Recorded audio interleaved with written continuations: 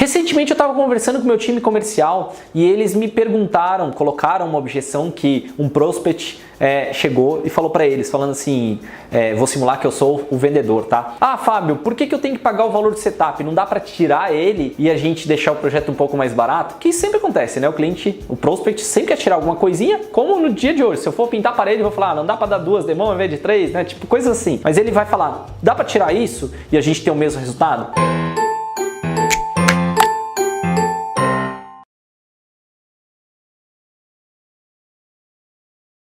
Isso acontece muito com profissionais de marketing digital que oferecem alguma solução, por exemplo, como compra de mídia. É muito comum que uma agência cobre um valor de setup para poder iniciar o trabalho de compra de mídia. E aí você pode pensar assim, ah, nossa, mas eu nunca cobrei por um setup de compra de mídia, por que eu cobraria por isso? E justamente eu vim com essa ideia, por que nós cobraríamos sobre isso? Eu fiz um baita de um exercício com o meu time comercial e depois com a minha equipe operacional, perguntando para eles simplesmente o que, para a equipe operacional, o que vocês fazem no processo de setup. E o André vai colocar uma foto agora aí para vocês, bem por cima, de tudo o que eles tiveram de ideia, ou de exercício do que a gente faz em um processo de setup. Dá para ver nitidamente que existem coisas que a gente faz no setup, então justifica as horas que a gente investe no projeto a ser cobrado. Porque normalmente um projeto como esse, a gente acaba cobrando um valor variável ou um valor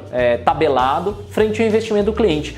Mas eu poderia estar falando de um projeto de SEO, eu poderia estar falando, por exemplo, de um projeto de criação de site, onde eu determino que existe um estudo, um trabalho mais intenso no início e que ele não se repete ao longo do tempo. Então, normalmente as pessoas pensam mais rápido nisso como um planejamento, ou como uma estruturação das ideias, ou como uma organização de tudo que você vai fazer. No projeto de mídia, seria algo como, vou fazer um estudo de persona, fazer pesquisa de palavra-chave, fazer um plano de mídia para esse cliente, vou pedir os primeiros banners, vou criar a landing page, vou configurar o Google Analytics, e por aí vai, configurar o Business Manager, vou configurar o Google AdWords, vou emitir o boleto para o cliente poder pagar, botar o cartão lá, fazer uma ligação com ele para fazer alguns passos iniciais, até criar a primeira campanha. Então só isso, quando você faz esse exercício de tudo que você faz em um setup, você consegue, digamos assim, ter uma clareza maior do que você está cobrando. Então o primeiro exercício aí que você tem que fazer é, quando você vai começar um projeto do zero,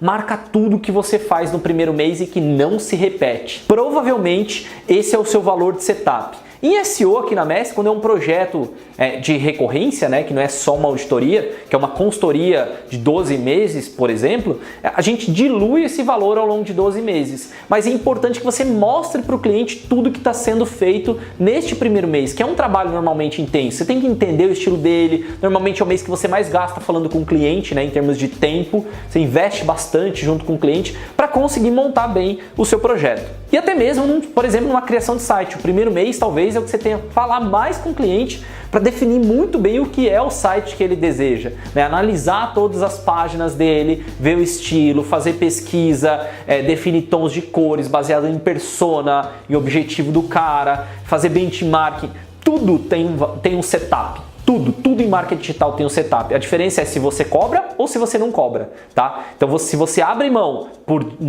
por diluir esse valor ao longo das prestações, das parcelas, ou se você vai cobrar esse valor no início. Normalmente, em projetos de mídia, cobra-se o setup no início. Normalmente, em projetos de SEO, dilui-se esse valor. Normalmente, em projetos de criação de site, dilui-se esse valor também. Mas eu gosto do modelo onde o cliente faz esse, vamos colocar assim, o pagamento no momento correto, no momento que é mais intenso, porque isso é mais justo com a agência e para você, pensando até mesmo se você for dono de agência, freelancer, consultor, é melhor para você em termos de fluxo de caixa, porque quando você investe muitas horas num projeto, se você diluir ele ao longo dos próximos meses, você vai demorar bastante para trazer aquele dinheiro de novo do esforço que você já fez. Então é legal você pensar até mesmo em fluxo de caixa, colocando os valores de início talvez maiores do que as mensalidades que você vai receber. Nem sempre funciona, depende da sua negociação, negociação, vai de caso a caso, mas vale a pena você começar a pensar nisso.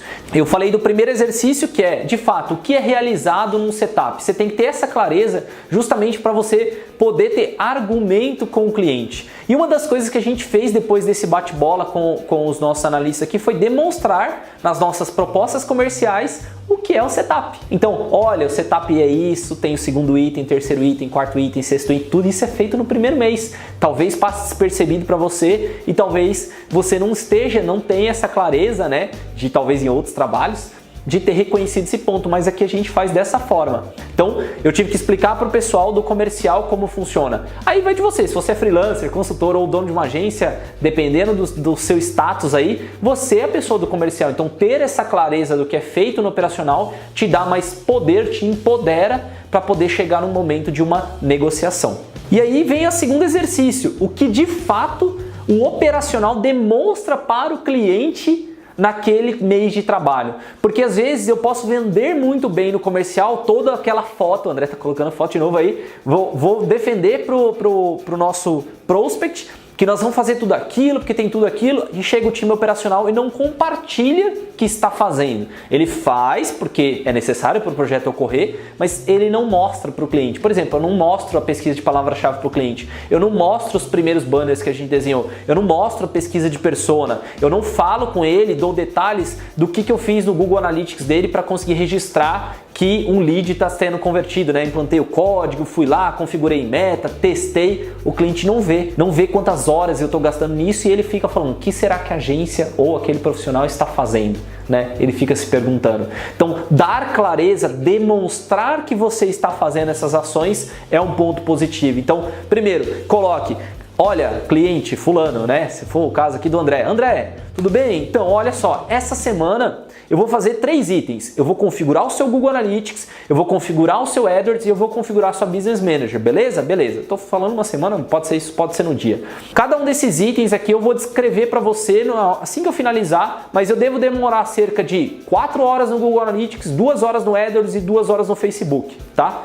E aí, quando eu terminar, eu vou mostrar para ele o que eu fiz. Por quê? Porque eu quero valorizar tudo aquilo que ele pagou. Então eu falo, olha, eu abri o seu Google Analytics, eu reparei que no seu site você estava com a tag antiga ou você estava sem tag, fui lá, instalei, testei, olha que o print do teste está funcionando, eu criei uma meta onde eu testei todos os formulários do seu site, foram 18 formulários que eu testei, levei cerca de 2 horas, você deve ter recebido vários contatos meus aí, pode até olhar, e eu consegui registrar todas as conversões aqui no Google Analytics e de fato agora está computando tudo, está tudo correto. Eu não gastei 4, eu gastei 5 horas para poder fazer, mas está tudo bem, agora você tem a informação certa. E assim sucessivamente. Por quê? Porque você tem que valorizar o seu trabalho. E às vezes a pessoa pode falar, mas isso é muita burocracia. Nunca é burocracia quando você está valorizando o seu trabalho. Isso é importante, porque você não está trabalhando do lado da pessoa. Normalmente você, profissional alocado, terceirizado, né?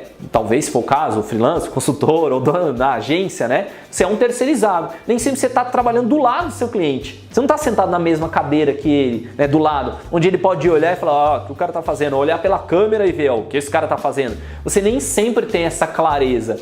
E quando você não tem, quando ele não tem essa clareza, é a hora que começa a dar atrito entre o cliente e a agência, porque uma vez que ele não teve a clareza, ele vai começar a cobrar sem saber o que está acontecendo. Então, reforçando, no setup é importante saber o que você faz, explicar o que você faz no lado comercial e demonstrar no dia a dia o que você está fazendo para aí de fato você valorizar o seu trabalho de setup. Eu espero que você tenha gostado desse vídeo. Se você ainda não acompanha o canal, aproveita para se inscrever. Se você está no Face, saiba que eu tenho o YouTube. Acessa lá o YouTube e procura Fábio Ricota. Segue lá no YouTube para você receber e marca o sininho aí. Se você também estiver no YouTube, marca no sininho para você receber as notificações em primeiro lugar. E em qualquer uma das mídias, se você deixar um comentário, eu vou ter o prazer de responder para você. E se você estiver vendo esse vídeo no LinkedIn, escreve aqui, põe aí hashtag LinkedIn, que eu vou saber que você está assistindo no LinkedIn e está acompanhando os meus vídeos, beleza? Um forte abraço, eu sou o Fábio Ricota e a gente se vê na próxima oportunidade.